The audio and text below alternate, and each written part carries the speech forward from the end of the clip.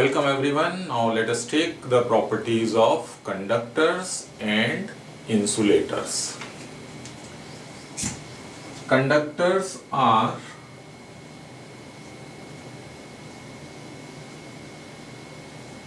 those materials which conduct electricity. And now there is some difference between the conductors and insulators, due to which conductors can conduct but insulators cannot. And it is the presence of charged particles inside them which are free to move, which can move. So whenever we apply some electric field, we connect it to a battery and we get current. Charged particles start moving.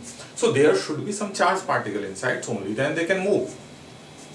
So first very important characteristics of conductors is that they have a large number of free electrons.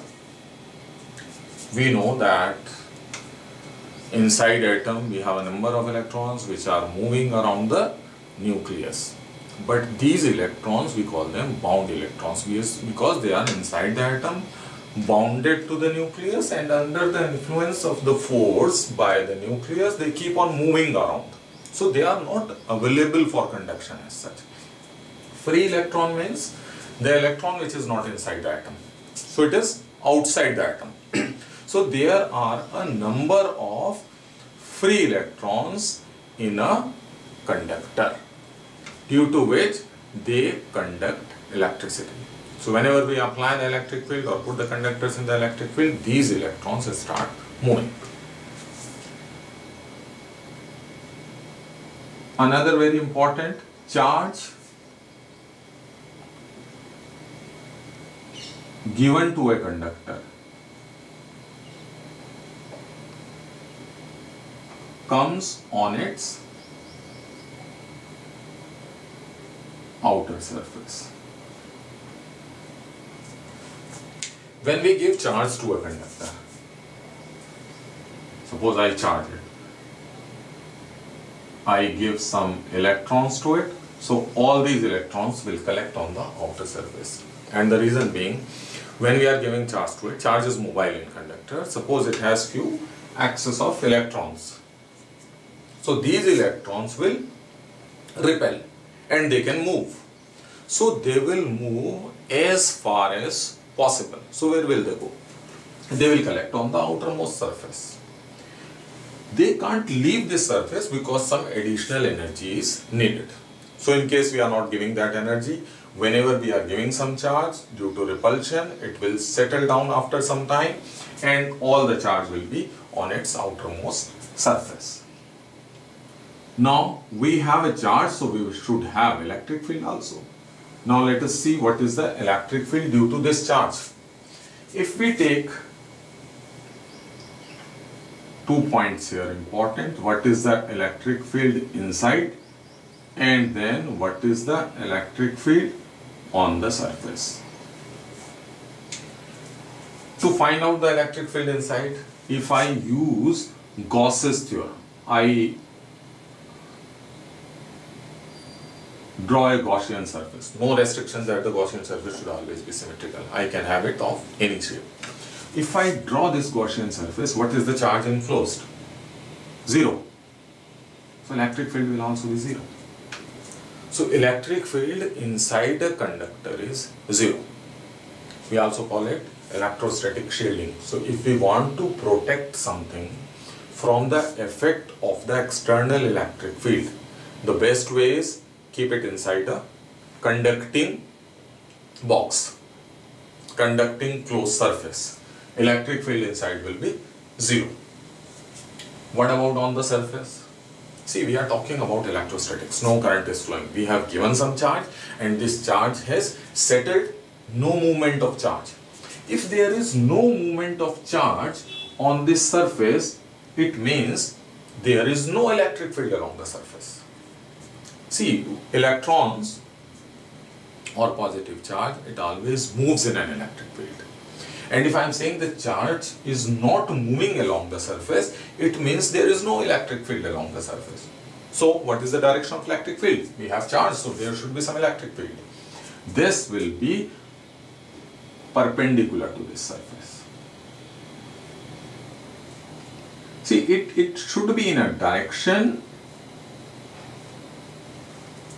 so that there is no component, it can't even be at some angle.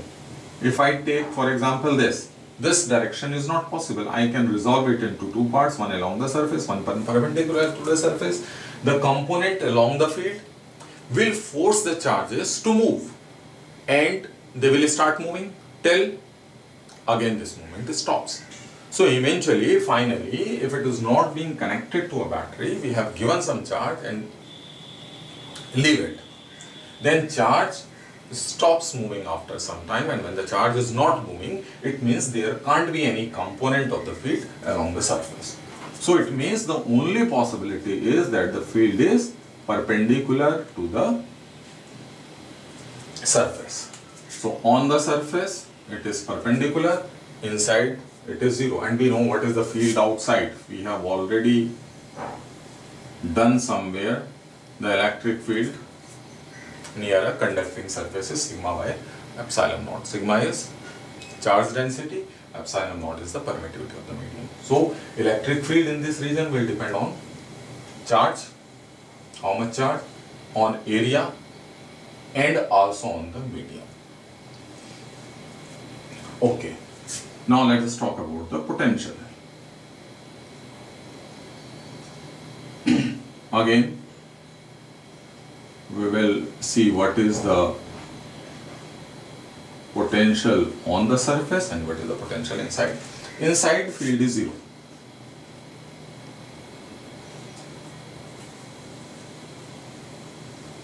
If field is zero, we can infer this. Field zero means dE is dV by dr, and this is zero, so V is constant. dV zero means V is constant. So inside, V is same everywhere.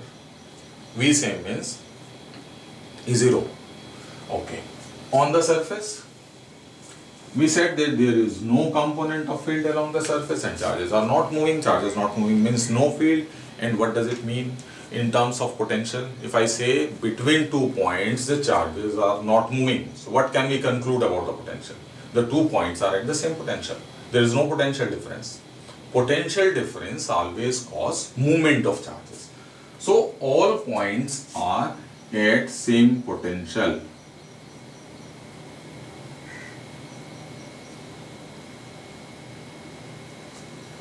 So surface of a conductor is equipotential.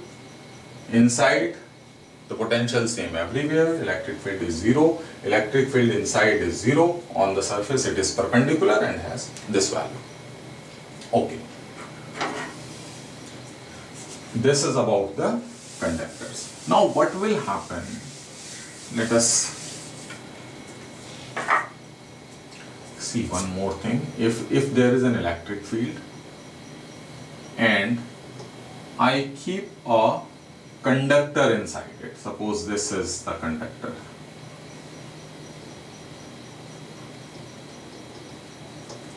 What will happen? Conductors have a large number of free electrons, so these free electrons will move because now it is in the electric field, and again it will settle in such a way that the electric field inside is zero and on the surface it is perpendicular. We have just done it. Field on the surface is perpendicular, field inside is zero. So what will happen? Electrons will experience force opposite. Positive charge on this side, positive charge comes on this surface, negative charge comes on this surface, because this is experiencing force because of the electric field. And this movement of the electron, see, minus charge here, plus here. So there is an electric field, positive to negative. This field starts developing inside the conductor, and this continues till the field becomes zero. So whenever we place a conductor in an electric field, the charges inside the conductor, they move till the field becomes zero. So field developed due to the induced charge on the conducting surface. This charge is equal and opposite to the field outside. Now what will be the final result? If we have to draw the field lines for a conductor placed in an electric field, here we have plus charge, here we have minus charge, and how will we draw the field lines?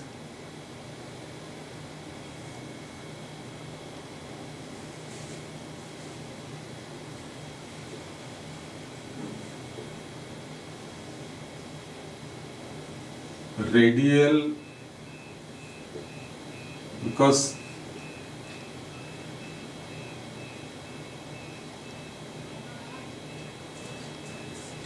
inside 0 and everywhere the field is perpendicular. Keep this in mind, it is radial. Okay, so everywhere it should be perpendicular. Every point, these field lines should be perpendicular. Every point, all these field lines will be perpendicular to the surface, and inside it will be 0. Because of the presence of a number of free electrons which keep on moving till their motion is stopped. And when will it stop? When the net field will be 0. Okay, now let us see what happens when we take an insulator. Insulator is,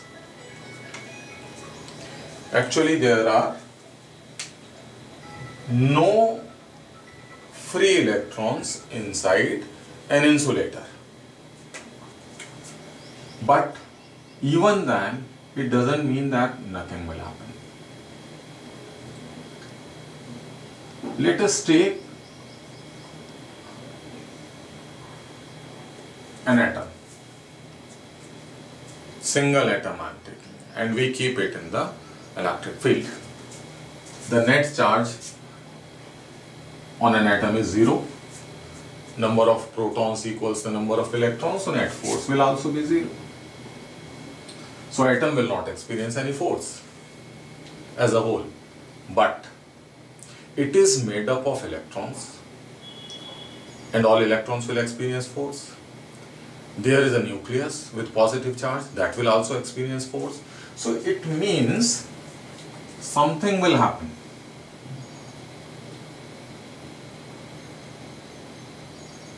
Something like this.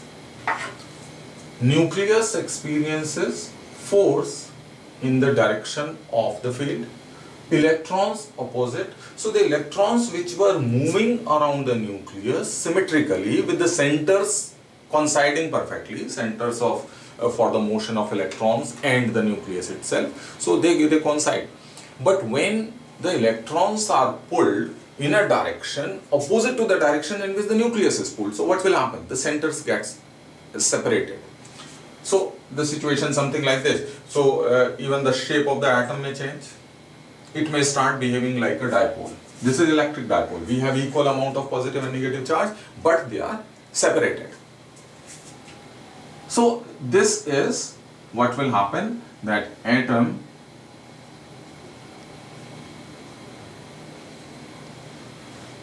may start behaving like a dipole. So even now net force is 0. Net force is 0 even now. What will happen if I increase the field further?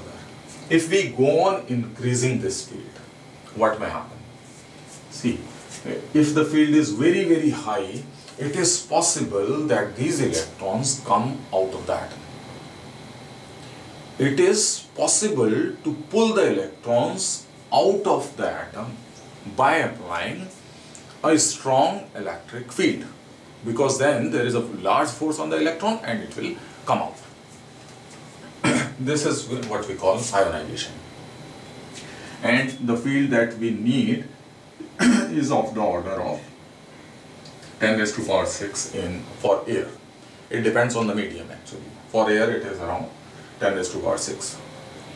This order. So if we apply an electric field of this order, it's possible that electrons come out and the atoms start behaving like. Now it will be ions. We will have a positive charge, atoms stripped of the electrons, and a large number of electrons. So air will be ionized, and see, if we apply this much of field in air, then air becomes conducting. Actually, it is what happens in lightning. A large electric field is developed between the clouds and earth, and this field is so strong that it makes the air in between conducting, and a large amount of current flows through it. That is what we call as lightning. Okay, so what will happen if we place a dielectric? This I told you for one atom. So see, in conductors also this is happening, but in conductors we have a large number of free electrons too. So the effect of those movement of those electrons dominate and they conduct. But if there are no free electrons, then this is what happens to every atom present inside the atom, whether it is conducting or non-conducting. But in case of insulator, this is the only thing that is happening inside in absence of free electrons. So what will happen now? See, if this is a piece of insulator and this is the electric field. This is the electric field I have applied, and in that region I put an insulator. The atoms here, okay, minus will be pulled on this side and plus on this side. Plus always in the direction of the field. What is the direction of the field? This. So plus charges of all these atoms will be in this direction. I am showing only few. So minus plus, minus plus, and plus minus. Had this been conducting, the electrons would have moved on this side, plus charge would have collected on this side, and this motion continues till the electrons stop moving. This is when the field inside is equal to field outside, but this won't happen in case of insulator. Insulated, we have only atoms, no free electrons. So this surface, you see, we said that the material is polarized. This is the term we use. So when an insulator is capped in an electric field, the material is polarized. Polarized means the atoms get some dipole moment because they start behaving like dipole. We call it induced dipole moment. Induced dipole moments, right? So material is polarized. This surface is negative now, and this surface is positive. Net charge even 0, and that should be. It is just the rearrangement of charges. It's not acquiring any charge, it's not losing any charge. It was neutral, it is neutral. So minus, this surface gets minus charge, this plus charge, and whenever there is a collection of charge in one region, what may happen? It may produce its own field. Direction of the field is always positive to negative. So due to this plus on this surface, due to minus on this surface, there is an electric field opposite. E of this material, let me call it En. This is the electric field due to, and this is due to the external factor. Outside field, this is the field due to this particular material. This is in a direction opposite to this. So it means the field inside is reduced. Field inside is reduced. So see, field inside a conductor becomes 0. Field inside an insulator is reduced, but it will not become 0 because it doesn't have the mobile electrons. We have a limited number of atoms. Field inside is reduced, and the factor by which it is reduced. Now field inside and field outside. Field outside is more than the field inside. So field inside is less.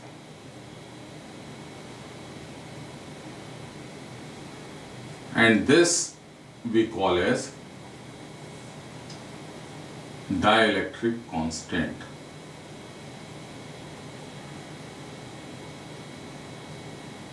Or relative permittivity, a factor that we studied in Coulomb's law. So this is defined like this. So dielectric constant is actually a number, a factor by which the field inside the material is reduced when we keep it in the electric field. For conductor, the field becomes 0. So what should be the value of K? Infinite. Okay. And for water, it is around 80. So it means in water, the field will be reduced by a factor of 80 and so on. For all insulating material, it is more than 1. So that's enough for this class. For a conductor, the field inside becomes 0. Now think if it is conducting, then what will happen? The free electrons will move on this side, positive on this side, EM will be equal to E out, net field will be 0.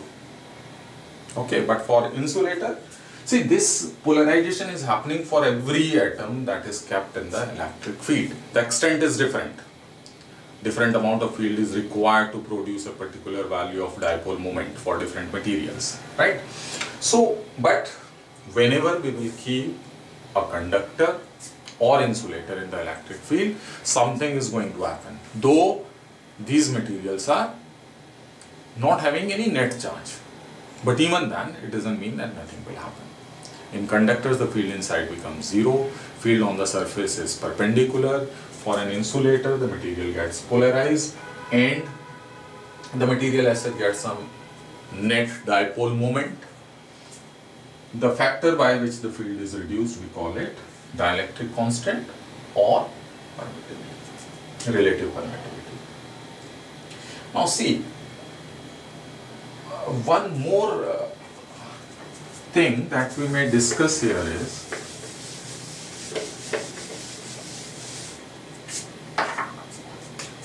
the material, any material that we have, may be either having the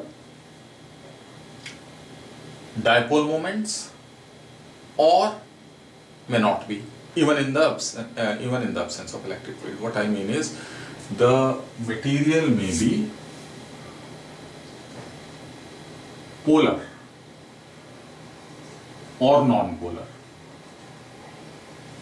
Polar means a substance for which every atom or molecule has dipole moment even in the absence of electric field. For example, if I take H2O with this angle around 104 degrees. So this is a dipole even in the absence of the field. This is a dipole. And non-polar may be like CO2.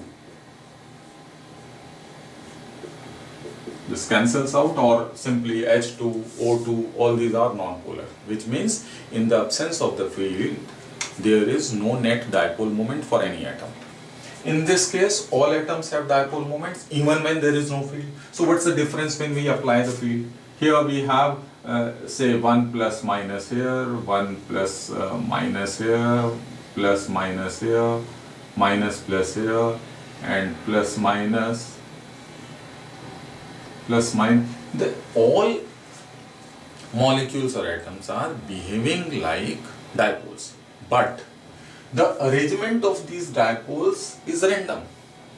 They are randomly oriented in the material. So net dipole moment is 0. What happens when we apply the field? Now all these dipoles will align themselves along the field. So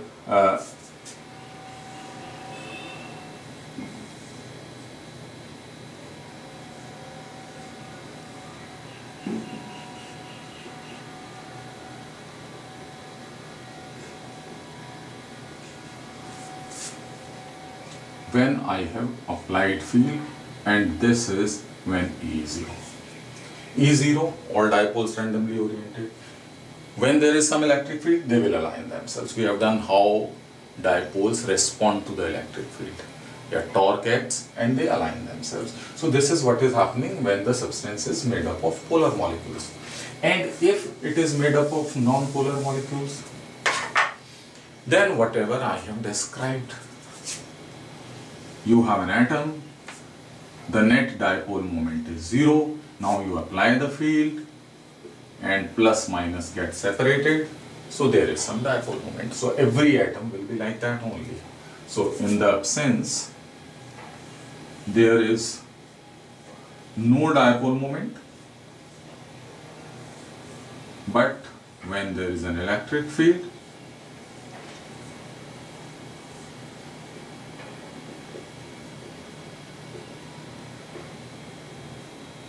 there is some net dipole moment in this direction. Here we have applied the field, and here the electric field is 0. Finally,